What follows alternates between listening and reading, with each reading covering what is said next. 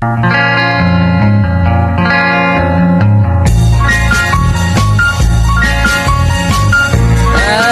I walk along, I wonder what went wrong with our love, a love that was so strong.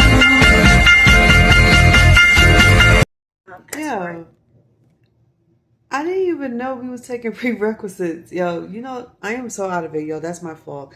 I am so out of it. I'm like really off track right now with everything. Ever since I got out the hospital, I have not been like focusing.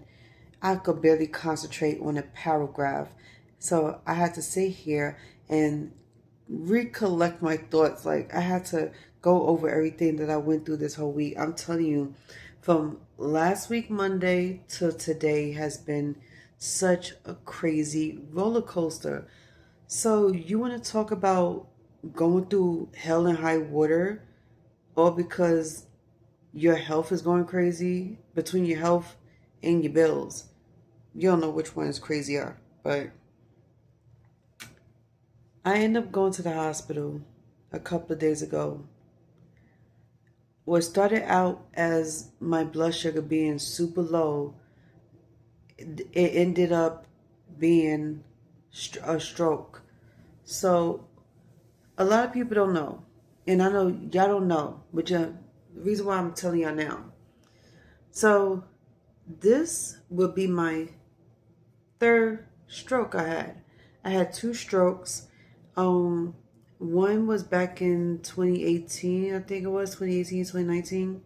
The second one I had was last year, and the third one I had was a couple of days ago. So let me tell you this shit.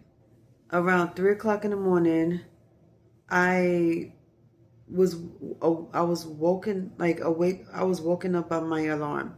I have a Freestyle Libre alarm right here, and it went off, and then it went off again at 3:30 in the morning. It went from 59 to 54. So I'm like, okay, I'm just gonna drink some juice and go to bed.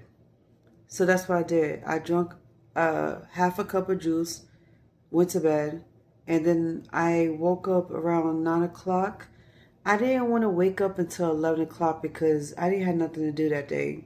I was like, okay, I really didn't want to have to, like, I didn't want to go to my program.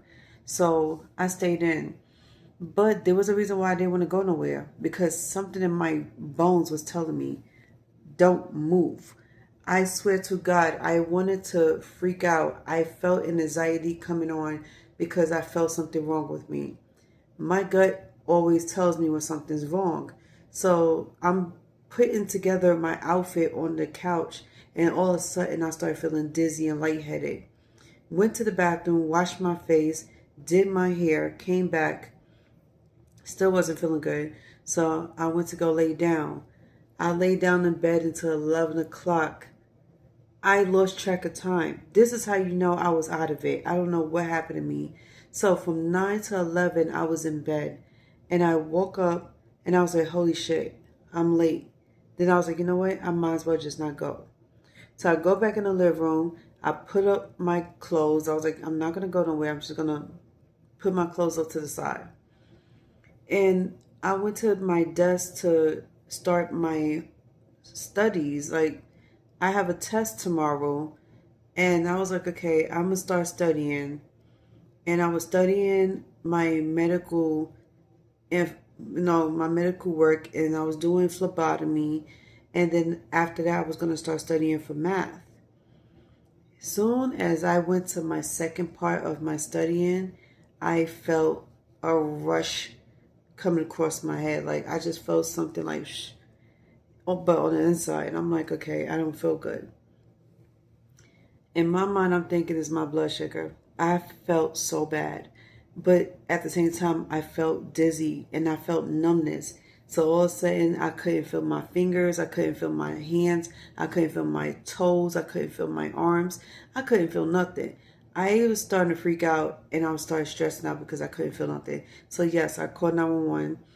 And this lovely EMT guy by the name of Jared Long, he He and his partner came and picked me up, rushed me over to the hospital. I was telling him what was going on with me. I was telling him about my history with the numbness and the neuropathy and all this stuff, and how I've been having these feelings for over 10 years. But this time it's like getting a lot worse. Like my symptoms for diabetes is getting a lot aggressive. And it caught me off guard. And this was on what is it? Friday? Yeah, it was on a Friday. So I told him that I'm not used to feeling this way. And then I started slurring my speech. All of a sudden my tongue started swelling up. All this swelled up. He looked at me, but he couldn't tell what was really going on with me. He was like, "Are you having a seizure? Are you sick with something?" I was like, "No." All of a sudden we get to the hospital. We told the lady at the triage what's going on with me, and she was like, "Those are signs of a stroke she's having. She's not having a seizure, and her blood sugar's fine." They took my blood sugar. It was 151. So we was like, okay, it's not my blood sugar then. Because sometimes the monitor, it could be off. It's not always accurate. And this is the one thing I cannot stand about Freestyle Libre. It's not always accurate. You feel okay, but your monitor will say otherwise. And when you check your finger stick, when you do your finger stick the natural way, it tells you a whole different number. So that's why I don't put this on as much as I would like to, because it's unreliable. And the only reason why I put it on now is because I got sick and tired sticking my fingers. My fingers look like a pin cushion. So I'm trying to write. And that's another thing. When you try to write, your fingers hurt. How are you supposed to put pressure on the pen and you've been sticking your finger so long that it just starts feeling really, really painful? So I told the lady about that. I told her I just recently started putting this on. She said, okay, don't worry about it. We're going to take care of you. Slowly but surely, symptoms of the stroke is coming on. Like she said, the slurring of the speech, she heard it. She was like shocked. She looked at me and she was like, "How old are you?" So when she saw my date of birth on the file, she was like, "You're really young to be having this stroke." And everybody else was saying the same thing. I had 3 people come to me say the same thing. "You're pretty young and you look young. So I'm surprised you're having a stroke right now." I couldn't speak. I tried. I tried to say my name. I tried to call the doctor. I couldn't do it. So she said, "The stroke is coming on. I'm going to need you to lay down and relax." And I'm looking at her, and in my mind, I'm like, how the hell am I going to relax if I'm over here about to have a stroke? So all this happened under an hour.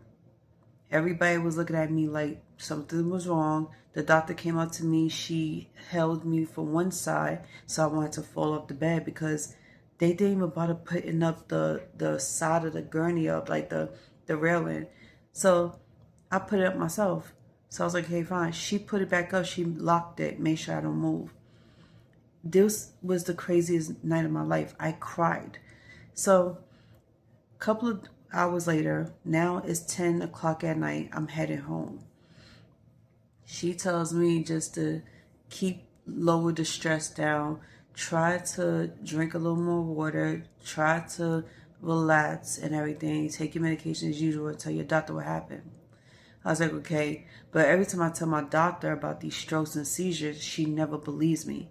Like, what type of doctor could deal with you but always doubt what's going on with you? I didn't like that. So I was like, she makes me want to switch doctors, because whenever I tell her about what's going on with me, she looked at me like she didn't want to believe me.